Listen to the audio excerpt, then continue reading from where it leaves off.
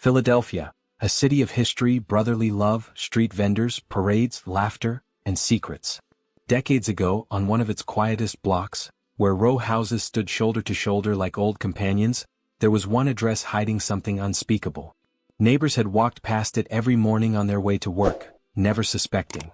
Delivery drivers had rung its bell with no hesitation.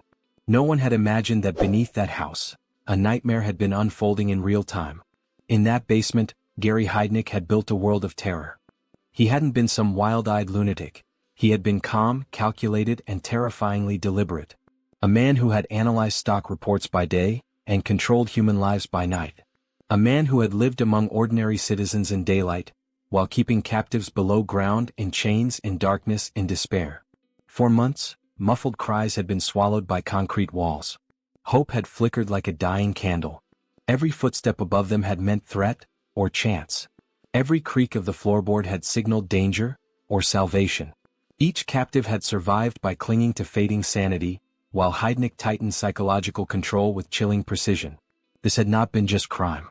It had been domination, delusion, and meticulously engineered cruelty. Tonight we revisit that house. We descend those stairs. But before we confront the horror that once lived there, we must understand the man who created it. If you love jaw-dropping true crime storytelling, make sure you subscribe for more.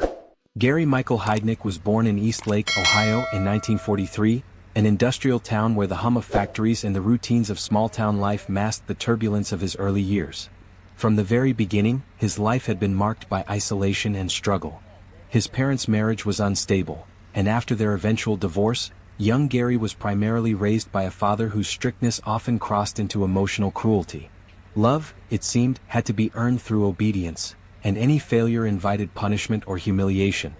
His mother's absence left a void of nurturing he would never recover from, and this combination of neglect and fear planted the seeds of a troubled psyche. At school he quickly became an outcast. Awkward, withdrawn, and different, he was relentlessly mocked by classmates, who gave him cruel nicknames that cut into his psyche and reinforced feelings of inadequacy. Heidnik developed a profound discomfort with social interaction, often avoiding eye contact entirely and retreating into himself. He observed the world with a cold, analytical gaze, internalizing the cruelty around him rather than confronting it, and this emotional detachment would later become a hallmark of his personality. By his teenage years, these struggles escalated into despair. Heidnik made multiple suicide attempts, each reflecting his inner turmoil and growing inability to empathize with others. Yet even amidst this darkness, he demonstrated an early fascination with control and dominance, experimenting in small ways to manipulate those around him and asserting power where he could. His childhood didn't excuse what he became, but it painted the chilling blueprint of how a boy, shaped by neglect, cruelty, and social rejection, would eventually evolve into one of America's most notorious predators. At the age of 18, Gary Heidnik enlisted in the U.S. Army, stepping into a world that promised discipline, camaraderie, and the possibility of a fresh start, but what he carried with him was a mind already shaped by years of isolation, emotional abuse, and social rejection. In the structured environment of basic training, he initially impressed his superiors and peers alike, scoring exceptionally high on intelligence tests and demonstrating analytical skills far beyond his age. His sharp mind and methodical approach suggested promise, hinting at a future where he could channel his intelligence productively. Yet beneath this disciplined exterior, the pressures of military life, the rigid hierarchy, constant social interaction, and loss of control over his environment, acted as a catalyst for a rapid mental deterioration. Over time, Heidnik began experiencing severe psychological symptoms: paranoia, hallucinations, unpredictable mood swings, and obsessive thoughts. He struggled to relate to his fellow soldiers, often isolating himself and exhibiting behaviors that unnerved those around him. Military psychiatrists evaluated him and ultimately diagnosed him with schizoid personality disorder, noting his profound emotional detachment, inability to form meaningful relationships, and a growing fascination with control and dominance over others. His mental instability made him unfit for service, and he was discharged, returning to civilian life under the shadow of a mind increasingly untethered from reality. He was sent back into the world, but he did not return as the same person. After leaving the army, Gary Heidnik returned to civilian life with his mind already teetering between brilliance and instability, but he soon discovered a domain where he could exercise control without resistance: the world of finance. Heidnik had an uncanny talent for investing, analyzing stocks and mutual funds with meticulous precision, reading market trends with a sharpness that impressed even seasoned investors. What others might have seen as obsessive or unusual, he transformed into a systematic strategy for wealth accumulation. Over the years, his disciplined approach yielded substantial returns, and by the late 1970s and early 1980s, he had amassed a fortune estimated at hundreds of thousands of dollars, a sum that gave him both independence and a dangerous sense of power. To those around him, Heidnik appeared eccentric but harmless. A recluse with peculiar habits, fond of discussing his church, investments, and philosophies in ways that intrigued but did not alarm. Few could imagine that beneath his calm, orderly exterior lurked a man capable of terrifying cruelty. In the late 1970s, Gary Heidnik took his obsession with control to a new level, founding what he called the Church of the Ministers of God, a self-styled religious organization that gave him the perfect facade to project authority and manipulate others.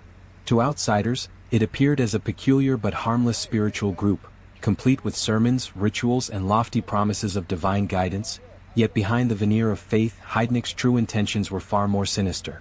He deliberately targeted mentally fragile and vulnerable individuals, women struggling with instability, isolation, or low self-esteem, carefully grooming them with words of comfort and apparent spiritual purpose, only to draw them deeper into his psychological grip. Within the church, Heidnik established a strict hierarchy, controlling every aspect of daily life, dictating behaviors, thoughts, and even personal interactions, cultivating a cult-like environment where questioning him was unthinkable, and disobedience met with subtle intimidation or punishment. Early signs of abuse were masked by spiritual rhetoric. He demanded loyalty, claimed divine authority, and positioned himself as the mouthpiece of God, framing his manipulations as sacred duties. Followers quickly became dependent on his approval, internalizing his rules and internalizing his worldview, which fused religion with fear and obedience. Heidnik's charisma, intelligence, and veneer of piety enabled him to dominate these women completely, bending them to his will. Soon, Gary didn't just want followers, he wanted possessions. He wanted bodies he could control, vessels to assert his power and experiment with the psychological dominion he had long fantasized about. The church, ostensibly a sanctuary, became instead a meticulously crafted tool of manipulation, setting the stage for the horrors that would soon unfold beneath the walls of his seemingly ordinary home. In 1976, Gary Heidnik's violent tendencies escalated when he assaulted a mentally disabled woman, an act that should have set off immediate alarms about his capacity for cruelty and control. Following the assault, he was institutionalized, but his confinement was brief and insufficient, lasting only a fraction of the time required to address the severity of his psychological disorders.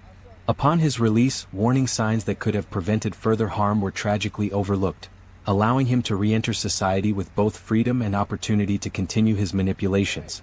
Shortly afterward, Heidnik married Betty Disto, a mail-order bride, but the marriage quickly devolved into a harrowing ordeal. He subjected her to repeated abuse, including torture, sexual violence, and psychological domination, treating her as both an object and an experiment in control. Despite her suffering, systemic failures meant that law enforcement, social services, and those around him did not intervene effectively, allowing his pattern of cruelty to continue unchecked. Eventually, Betty managed to escape, a testament to her resilience and courage, but her escape did nothing to halt the trajectory of Heidnik's escalating depravity. These early offenses and ignored warnings revealed a chilling reality. Society had multiple opportunities to stop him, yet each red flag was dismissed, minimized, or overlooked. This was the moment society could have stopped him. But it didn't, and the failure to act allowed the seeds of the horrors that would later unfold, the kidnappings, tortures, and murders beneath his Philadelphia home, to grow unchecked. In late 1986, Gary Heidnik crossed the threshold from manipulation to abduction when he encountered Josephina Rivera, a young woman whose life had already been marked by vulnerability and hardship, making her an ideal target for his predatory tactics. Their meeting appeared innocuous at first, a casual conversation on the streets of Philadelphia, a chance encounter in the bustling neighborhoods of the city, yet beneath his seemingly calm demeanor, Heidnik was already calculating how to assert control over her life. Without warning, he abducted her, whisking her away from the world she knew and into the darkness of his basement, a place that would soon become a chamber of terror. The first night in captivity was a descent into fear unlike anything Rivera had ever experienced. Heidnik chained her by her wrists and ankles, blindfolded her to strip away any sense of orientation, and deprived her of food and basic comforts, leaving her disoriented and terrified. The psychological domination began immediately. He spoke with authority, weaving a narrative that painted her as powerless and dependent on him for survival, asserting control not just over her body but over her mind. Every sound from the outside world became a torment, every step he took in the house a looming threat. As the night stretched on, a chilling realization began to settle in her mind: she would not be the last to endure this horror. The dread was suffocating, a foreshadowing of the multiple captives who would soon find themselves trapped in the same basement under Heidnik's manipulative and sadistic reign, marking the beginning of a series of atrocities that would shake Philadelphia to its core. After the abduction of Josephina Rivera, Gary Heidnik's reign of terror escalated as he brought additional women into the basement of his Philadelphia home. Over time, 6 women were held captive: Josephina Rivera, Agnes Adams, Deborah Dudley, Sandra Lindsay, Jacqueline Akins, and Lisa Thomas. Each was selected for vulnerability and compliance, forced into a subterranean world entirely dictated by Heidnik's whims. The basement, a dark, windowless pit beneath 3520 North Marshall Street, became a chamber of relentless cruelty, where the women endured unimaginable physical and psychological torment. They were chained by wrists and ankles, treated as objects rather than human beings, and subjected to starvation, sleep deprivation, and constant fear. Heidnik's methods of abuse were systematic and horrifying. He electrocuted the women as punishment, denied them food and water, and inflicted psychological torment designed to break their spirit completely. He manipulated the captives against one another, fostering mistrust and fear, while constantly asserting his dominance as the omnipotent voice of God. Beyond this, he pursued his delusional vision of a breeding farm, aiming to control reproduction and create a twisted experiment of obedience and submission. Sandra Lindsay and Deborah Dudley died under his control, victims of neglect, starvation, and brutality, their fates a grim testament to the severity of his depravity. As cars passed in the street above, as neighbors shopped or walked their dogs, the basement echoed with muffled screams that no one could hear. Each day the women endured was a battle for survival, each night a lesson in terror. Heidnik's ability to hide such horror behind ordinary walls and his meticulous control over these 6 women revealed a chilling portrait of calculated cruelty and absolute domination, leaving scars, both physical and psychological, that would last far beyond the walls of his house. The horror of Gary Heidnik's basement reached its most gruesome climax with the death of Sandra Lindsay, one of the 6 women he had abducted. Her death marked the transformation of his control into something even darker, a deliberate act that blurred the line between sadistic cruelty and utter madness. Following her death, Heidnik's depravity escalated. He dismembered her body, acting with a calculated detachment that revealed the depths of his psychopathy. In an act that horrified even those who studied his case, he cooked portions of her remains and, in his delusional reasoning, mixed them with dog food, a grotesque attempt to integrate her into the household and assert dominance over life and death alike. His warped justifications framed these acts as tests of obedience and symbols of power, reflecting a mind untethered from reality yet painfully precise in execution. For the survivors, the emotional and psychological toll was unimaginable.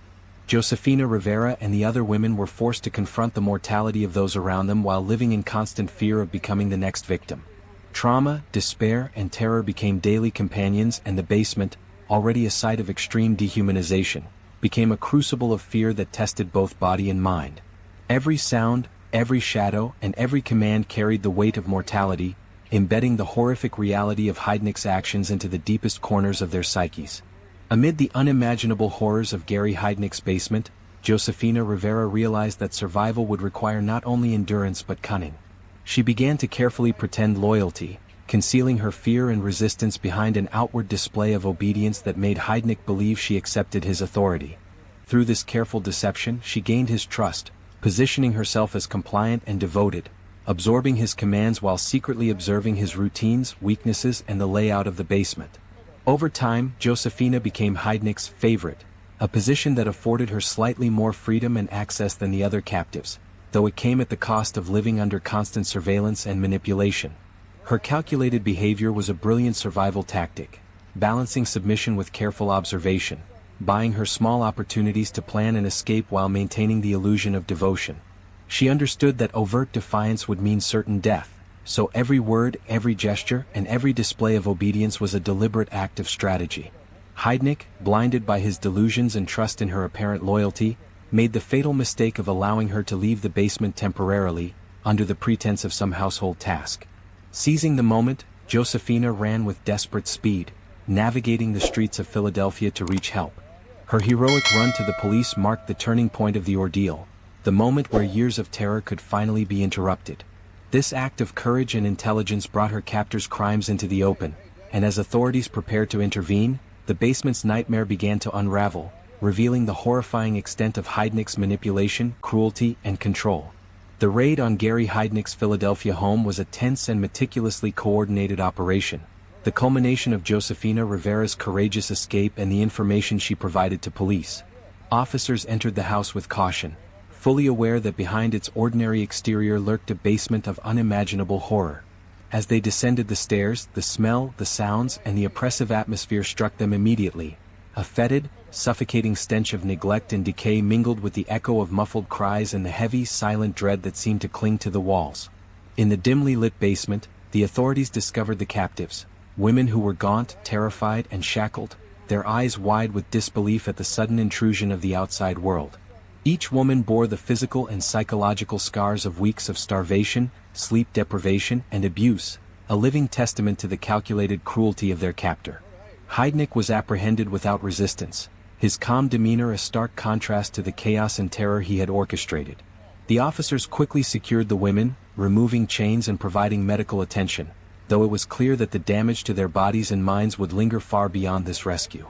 In that moment, the nightmare ended, but the trauma never would. For Josephina, Sandra Lindsay's surviving friends, and the other captives, freedom had come at last, but the emotional and psychological wounds of Heidnik's meticulous reign of terror would haunt them for years. The house on North Marshall Street, once ordinary and unassuming, had become a symbol of unimaginable evil, and the city of Philadelphia would remember it as the site of one of its darkest true crime chapters. After his arrest, Gary Heidnik faced trial for the abduction, torture, and murder of the women he had held captive in his Philadelphia basement, a case that gripped the city with horror and disbelief. From the outset, Heidnik's defense claimed insanity, arguing that he was compelled by delusions and that his distorted religious beliefs absolved him of responsibility. His attorneys highlighted his schizoid personality disorder, his childhood trauma, and his erratic behavior in an attempt to paint him as a man broken by life rather than a calculating predator. Yet the prosecution presented a damning counter-narrative. Evidence of meticulous planning, careful selection of victims, construction of the basement prison, and the systematic execution of his crimes demonstrated chilling intent. Witnesses, including surviving captives, recounted the horrors with harrowing clarity, describing chains, starvation, torture, and psychological manipulation, evidence that left the courtroom in stunned silence. Experts emphasized the stark contrast between Heidnik's high intelligence and the utter absence of moral conscience, portraying a man who understood right from wrong but chose to inflict terror anyway. After intense deliberation, the jury found him guilty on all counts, and he was sentenced to death, a rare and definitive judgment that reflected the extreme severity of his crimes and his enduring danger to society. On July 6, 1999, at the State Correctional Institution, Rockview in Bellefonte, Pennsylvania, Heidnik's life ended by lethal injection. His last meal, 2 slices of cheese pizza and black coffee, seemed mundane against the backdrop of his horrifying life, a final act of ordinary human desire juxtaposed with unimaginable cruelty. In the execution chamber, he offered no final words, leaving silence where remorse or explanation might have been expected. Witnesses described the process with somber gravity, knowing that the man who had terrorized 6 women and left an indelible scar on Philadelphia was gone, but that the trauma endured. Heidnik was the last person executed in Pennsylvania and only the 3rd since the death penalty's reinstatement, cementing his case as one of the most infamous in the state's history. His death closed the chapter of his life, but not the story of his crimes. The memories of the victims, the psychological scars of the survivors, and the lessons from his case remain a haunting reminder that evil can sometimes hide behind ordinary facades, waiting to strike. If you thought this story was chilling, remember, truth can be far darker than fiction. Hit that subscribe button and turn on notifications so you never miss another jaw-dropping true crime story. Share this video to warn others and drop a comment below. We want to hear your thoughts on the mind of a monster, the courage of survivors, and the chilling lessons this case leaves behind. Stay curious, but stay vigilant.